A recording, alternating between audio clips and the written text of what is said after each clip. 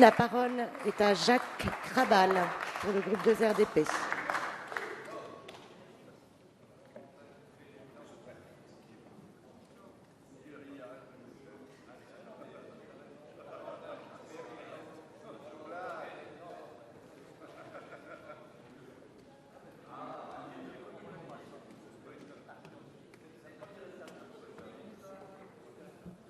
Madame la Présidente.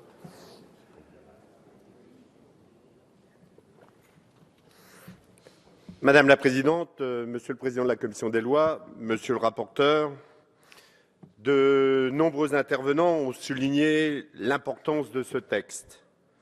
Nous ne sommes pas moins de 78 inscrits en discussion générale, ce qui est la première fois au cours de cette législature de voir un si grand nombre de députés vouloir s'exprimer. C'est bien le sens que le débat a bien lieu dans cet hémicycle. Il est le bienvenu et il se justifiait. Comment pourrait-il en être autrement? Oui, nous avons de la chance, vient de dire le précédent rapporteur, puisqu'il s'agit de la France, de nos régions, de nos territoires et bien évidemment d'abord de nos habitants.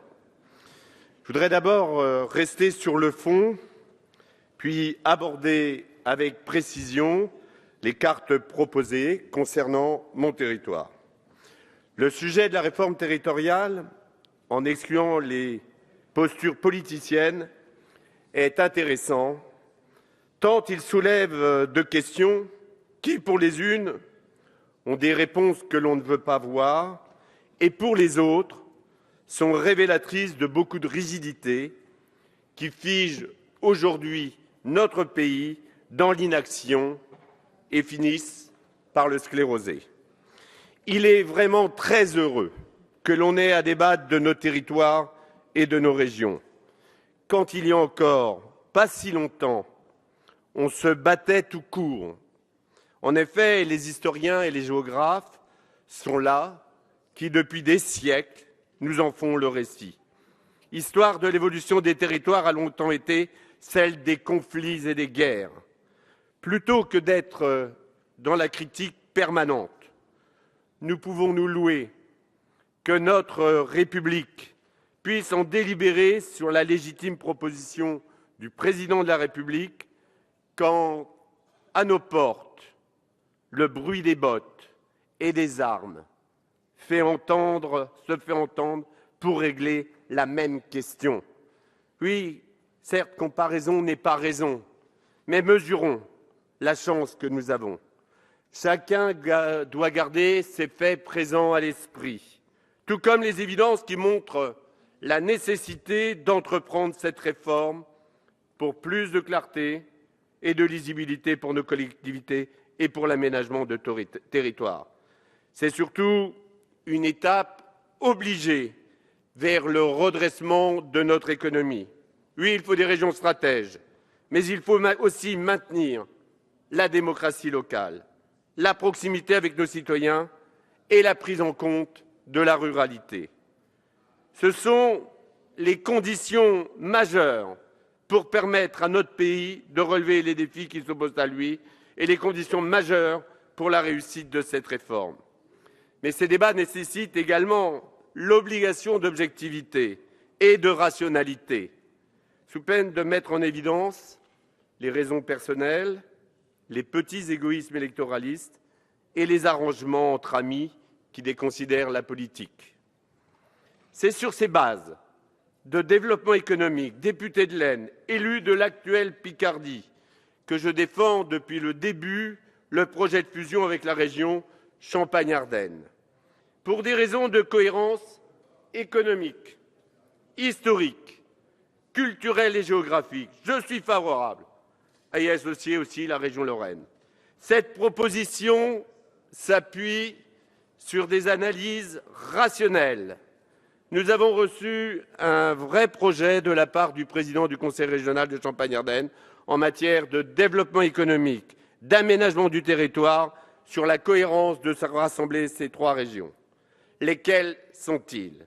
La région Picardie et Lorraine ont développé depuis longtemps des coopérations importantes dans le domaine de l'économie avec la région Champagne-Ardenne qui en était le trait d'union. Ces régions ont des indicateurs démographiques et géographiques très proches et sont économiquement complémentaires. Cette complémentarité a été rappelée comme étant un élément de réussite. Avec 5,5 millions d'habitants, un PIB de 140 milliards. Nous avons des liens historiques évidents. Nos trois régions marquaient la ligne de front lors de la Première Guerre mondiale. Bataille de la Somme, Chemin des Dames, Reims, ville martyre avec sa cathédrale incendiée, bataille de la Marne, bataille de Verdun. Un réseau d'autoroutes parfaitement connecté. Le 9e aéroport de France à Beauvais, 4 millions de passagers par an. Un aéroport de fret en devenir, Paris-Vatry. Cet arc nord-est est également l'opportunité d'affirmer une réelle puissance agricole et de s'inscrire dans les filières d'avenir comme la chimie verte. Il deviendrait le premier territoire européen de production agricole et de transformation agroalimentaire, des écomatériaux industriels de demain. Près de 50% de la production éolienne de France. Nous deviendrions un territoire pilote de la transition énergétique. Le projet d'économie circulaire, sociale et solidaire. Ce regroupement rendrait son unité au vignoble de Champagne. Ce secteur créateur de valeur ajoutée représente un poids économique considérable de 4 milliards d'euros de chiffre d'affaires, dont plus de 2 milliards à l'exportation. Pour la formation de nos étudiants, beaucoup d'indicateurs plaident pour la fusion entre ces régions. Et puis cette nouvelle région sera un pôle d'équilibre, et c'est un point important, entre l'Île-de-France et les pays du nord de l'Europe. Un espace de forte attractivité entre le Benelux et Paris.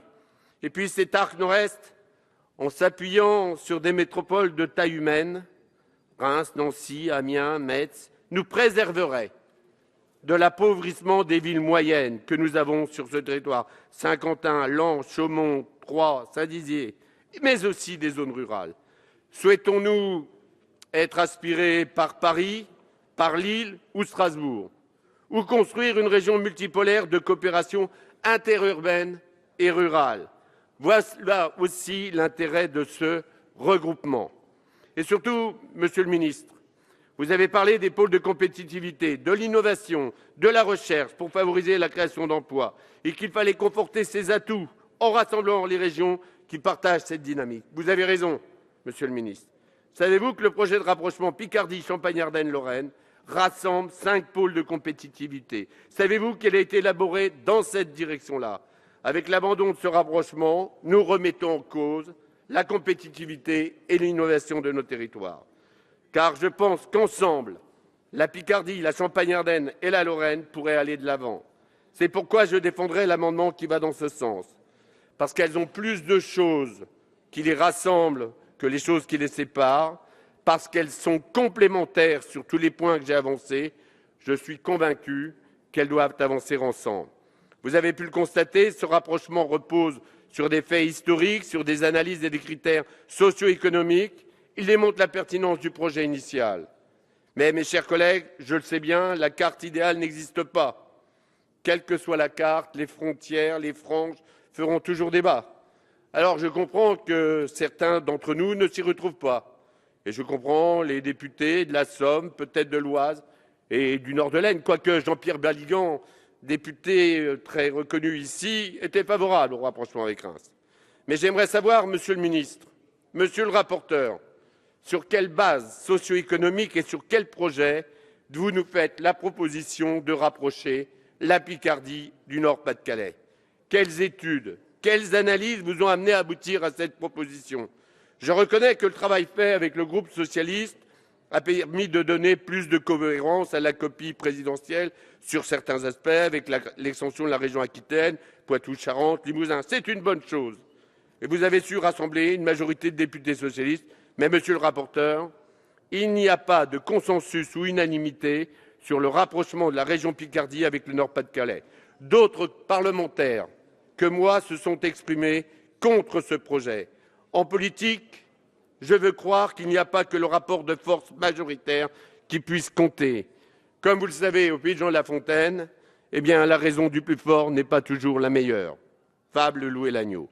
Ce que je veux vous dire, Monsieur le rapporteur, c'est que le compte n'y est pas pour la Picardie, et particulièrement pour le département de l'Aisne.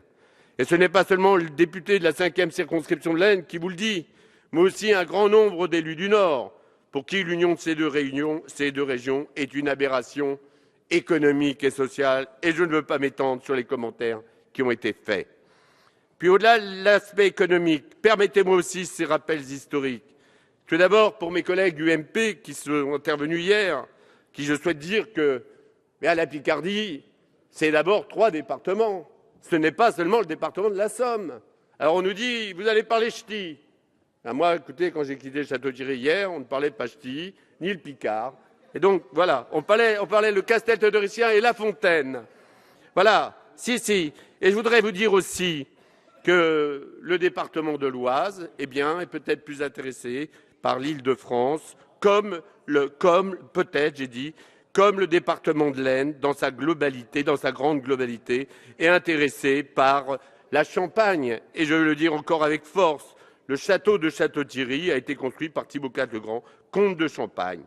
Rapprocher la Picardie de la région Nord-Pas-de-Calais, ce serait tourner le dos à un développement économique réel et l'avenir en laissant toujours morceler l'AOC Champagne. Certes, l'AOC ne fait pas une région, mais quand on a la chance d'avoir une AOC comme celle-ci, on doit essayer de la privilégier pour privilégier l'économie. Rapprocher la Picardie et la région Nord-Pas-de-Calais, ce serait ignorer les habitants du département de l'Aisne qui travaillent rassemblés au sein du G10, groupement des 10 villes autour de Reims.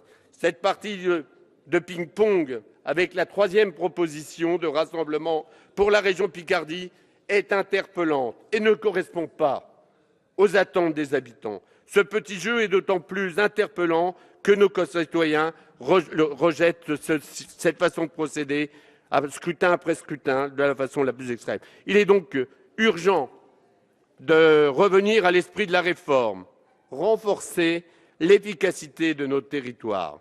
La diversité des départements de la région Picardie provoque de fait son éclatement. Pour que l'Aisne puisse rejoindre la Champagne-Ardenne, comme l'a dit avec beaucoup de pertinence le président Roger Gérard Schassenberg hier, je soutiens les amendements sur le droit d'option. Tel qu'il est, avec sa règle de majorité, ce droit d'option ne permettra jamais d'être mis en œuvre et sera donc inopérant. Il faut que des règles sans majorité particulière soient reprises comme l'a proposé le Sénat. Oui, je soutiendrai le rapprochement du département de l'Aisne avec son territoire naturel, à savoir la Marne et les Ardennes. Jean de La Fontaine, fabuliste de Château-Thierry, disait déjà qu'il était un homme de Champagne. Oui, au cas où vous ne l'auriez pas compris, notre identité historique, qui n'est certes pas suffisante, mais avec tous les aspects économiques, c'est la Champagne. Et comme l'ont rappelé certains de mes collègues ce matin, ce sentiment d'appartenance, c'est un des éléments de la clé d'appropriation pour nos concitoyens de cette nouvelle carte. Et puis 10 ans, un travail de rapprochement est à l'œuvre avec la perspective de constitution d'un pôle métropolitain autour de Reims, qui a aussi pour l'Aisne les territoires des villes de Château-Thierry, Soissons et Laon. Nos habitants vivent culturellement, se soignent, vont étudier à Reims. Voilà. Et d'ailleurs, les collectivités ont délibéré contre le rapprochement Picardie-Nord-Pas-de-Calais. Monsieur le ministre, monsieur le rapporteur, vous avez déclaré être à l'écoute et souhaiter des améliorations de cette carte. Je compte sur vous. Il est encore temps. Merci. Merci.